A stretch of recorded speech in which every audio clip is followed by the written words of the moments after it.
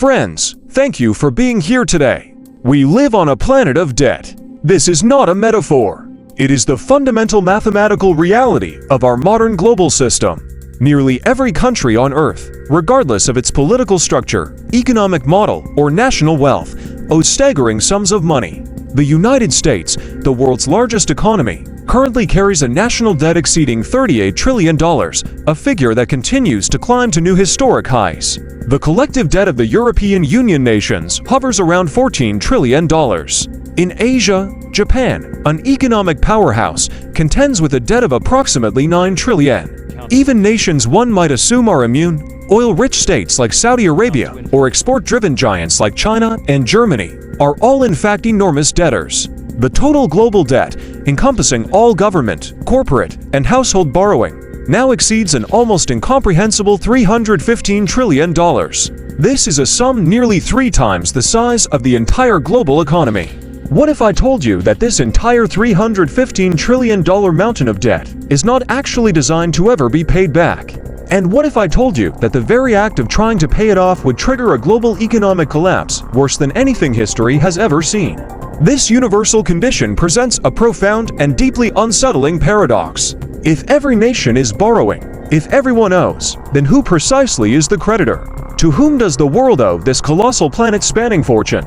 It is the most important financial question of the 21st century, and its answer reveals that the simple logic of a household loan does not apply. The truth is far more complex and circular. The world, in a strange and convoluted way, owes this money to itself. This, however, is not some simple accounting trick that cancels itself out. The debt is very real, and it has consequences. It is the invisible architecture of the modern world, a scaffolding upon which every war, every crisis, every period of boom, and every devastating bust is built. To understand how we arrived at this precarious point, we must first trace the genesis of this idea, an invention that would come to define the very nature of money, power, and the state itself. Long before the first digital transfer or credit card swipe, the concept of debt was simple. It was a personal promise, an act of trust between neighbors. A farmer might lend a neighbor a bag of grain in the spring to be paid back with a little extra during the fall harvest. For millennia, this was the extent of debt, a personal, tangible obligation. The transformation of debt from a personal promise to an instrument of national power began with the urgent necessities of war. The year was 1694. England was locked in a costly conflict with France, and the crown's coffers were empty. The king needed money for ships, cannons, and soldiers, but the traditional sources of wealth had run dry. In a moment of revolutionary ingenuity, the government turned not to other kings, but to its own merchants. A deal was struck. In exchange for a massive loan to finance the war, the merchants would receive a permanent guaranteed stream of interest payments backed by the full faith and credit of the nation's future tax revenues. To manage this new arrangement, a new institution was chartered, the Bank of England. This single act changed everything. The state was no longer constrained by the gold it held in its vaults. It could now spend money it did not yet have. In return, the lenders received something priceless, a tradable, sellable promise from the government. The world's first modern government bond. This piece of paper was the seed from which our entire financial system would grow. The concept was too powerful to remain contained. France soon copied it. The Netherlands refined it. The newly independent United States of America adopted it to fund its revolution and later to finance its westward expansion. National debt, once seen as a mark of failure, was recast as a measure of credibility. The ability to borrow became synonymous with the ability to rule. This system was supercharged in the 20th century.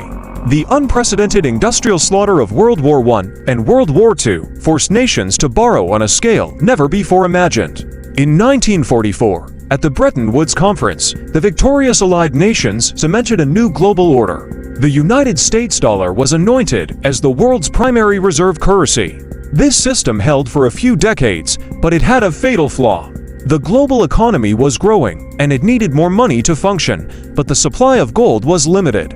In 1971, President Richard Nixon made a fateful decision. He unilaterally severed the dollar's link to gold forever. This event, often called the Nixon shock, ushered in the era of pure fiat currency. From that moment on, money was no longer backed by anything physical.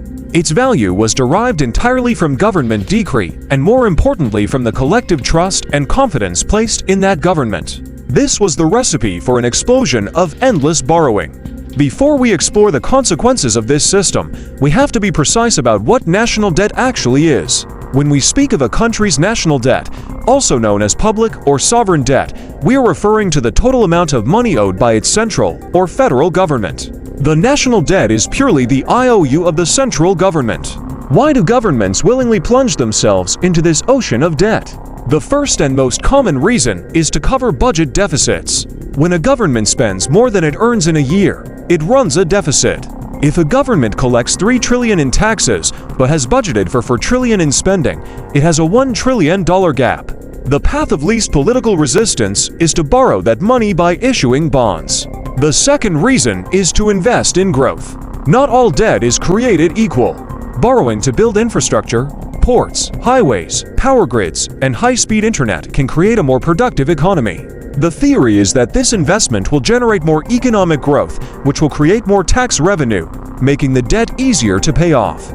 Third, governments borrow to manage crises and emergencies. When an unexpected disaster strikes, a catastrophic earthquake, a banking collapse, or a global pandemic, a government must act immediately. In the year 2020 alone, the United States government borrowed an astonishing $3.8 trillion to fund stimulus checks, business aid, and vaccine development in response to the pandemic. Fourth, governments borrow as a tool of economic stabilization. By issuing and buying bonds, a government and its central bank can influence the entire economy. Finally, and most circularly, governments borrow money for the express purpose of paying off existing debt. This leads us to the system's most crucial secret: the principal is almost never paid back. At this point, a persistent question arises. Why not just skip the middleman and print the money? The answer is discipline. When a government gives itself the power to print money without restraint, it will. This floods the economy with cash, destroying its value and leading to total economic collapse. Borrowing creates a feedback loop. Because debt comes with an interest payment, it forces a degree of responsibility. If governments are borrowing on this colossal scale, who has trillions of dollars to lend? The debt isn't held by one entity. It's woven into the very fabric of our financial lives. The lenders fall into four main categories. The first and largest category is domestic lenders. When you buy a government savings bond, you are lending money to your country. When you deposit your paycheck into a bank account, the bank purchases government bonds. In the United States, commercial banks hold nearly $1.8 trillion of U.S. debt. The money in your retirement account is managed by massive funds that buy government bonds as a safe investment. The second category is foreign lenders. These are other countries, foreign banks, and international investors. Foreign governments buy massive quantities of other nations' bonds, holding them as foreign exchange reserves. Japan holds approximately $1 trillion of U.S. debt, and China holds around $800 billion. However, the vast majority of America's debt is owed to America. The third category is international institutions, which function as lenders of last resort. When a developing country needs long-term funding, it might borrow from the World Bank. When a country is in the midst of a financial collapse, it makes a desperate call to the International Monetary Fund. These loans come with severe conditions called austerity demands. Finally, the fourth and most powerful category of lender is a nation's own central bank. Institutions like the U.S. Federal Reserve have a unique power. They can create new money out of thin air and use it to buy government bonds in a process known as quantitative easing. This is the mechanism by which debt itself is turned into money. All of this brings us to the most profound and least understood concept in modern finance. It's what I call the big secret of the entire system. And it's this: sovereign debt is not designed to be repaid. Not now. Not ever. When you or I take out a loan for a car or a house, we are expected to eventually pay the debt down to zero. But this is not how governments operate. Governments practice what economists call refinancing or rolling over the debt. When a 10-year bond comes due, the government does not use tax revenue to pay back the principal. Instead, it simply issues a new bond and uses the money from that sale to pay off the holder of the old bond. The government treats its debt like a rolling subscription, and the interest is the monthly fee. As long as the government can afford to pay the interest, the subscription can be renewed indefinitely.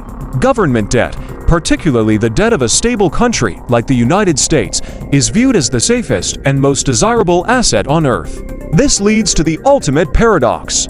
If a major country like the United States actually tried to pay off its entire $38 trillion debt, it would be the single most catastrophic event in financial history. It would instantly vaporize the world's money supply, triggering a deflationary spiral so severe it would make the Great Depression look like a minor recession. The system therefore depends on the debt never being paid off. It requires a constant rhythmic issuance of new debt to keep the machine turning.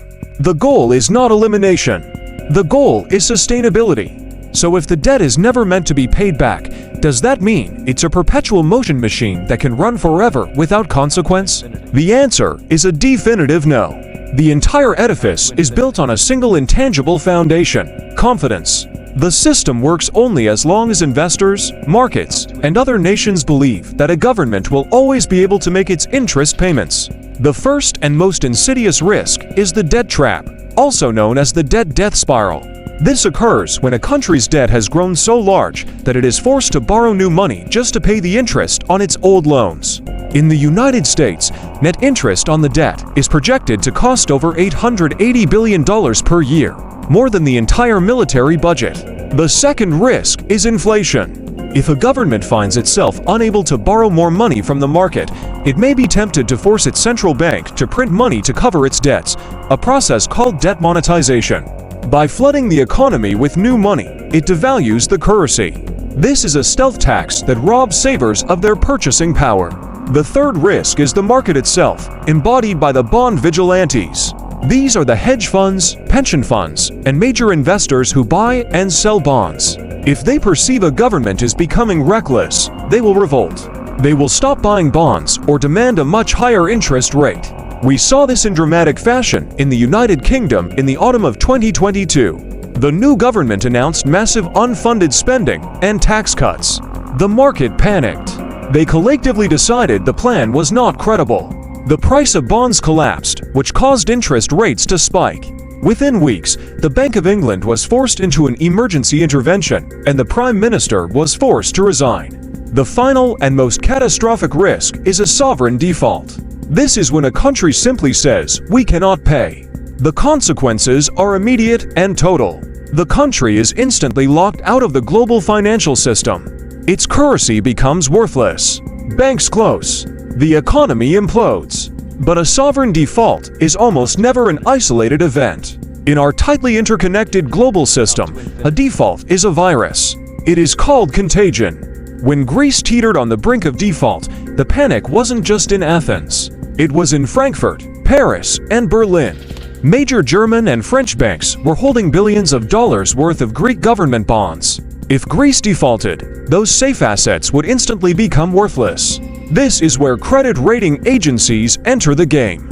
Standard & Poor's, Moody's, and Fitch assign a letter grade to nearly every bond in the world. These grades are hardwired into the rules of the financial system. A simple downgrade from one of these agencies can be the trigger that starts the avalanche. So you see, the risks aren't just mathematical, they are deeply psychological. The line between a sustainable debt load and a catastrophic one is not a fixed number. It is a fragile collective belief. The United States is the linchpin of the entire system. Because the US dollar is the world's reserve currency, it enjoys what has been called an exorbitant privilege. But this privilege is not unlimited. The greatest systemic risk to the global economy is not a default in Sri Lanka, but a loss of confidence in the US Treasury. Japan presents a fascinating counterargument. Its debt-to-GDP ratio exceeds 150%. Yet Japan has faced no crisis. Why? Because Japan's debt is almost entirely held domestically. The nation owes the money entirely to itself. China faces a different problem. While its central government debt is opaque, its internal debt driven by regional governments and a property market is staggering. China now faces slowing growth, a demographic crunch, and a debt bubble that threatens to burst. So this brings us back to the paradox we started with. If everyone owes, who is the real creditor? The simple answer is we owe it to ourselves. But this masks a more complex truth. The modern debt system is also a vast engine for the transfer of wealth between classes. Interest payments on the national debt are funded by general tax revenue collected from the entire population. And to whom do those interest payments flow? They flow to the owners of the bonds, the commercial banks, the large investment funds, the wealthy individuals. The system rewards those who own the debt and taxes those who must service it. The modern world is addicted to this system. Debt fuels our growth, funds our crises, and supports our retirements. We cannot live without it. But this reliance has trapped us in a cycle. Debt is a double-edged sword. It is the tool that built the modern world, but used recklessly, it is a promise that cannot be kept forever. The greatest challenge of the 21st century will be to manage this awesome power, to ensure that the scaffolding that holds us up does not become the cage that traps us. Now I want to hear from you.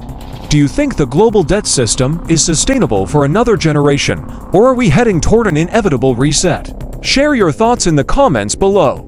And if this breakdown helped you understand the invisible machinery running our world, hit that subscribe button. We're diving deep into the forces shaping your financial future, and you won't want to miss what's coming next.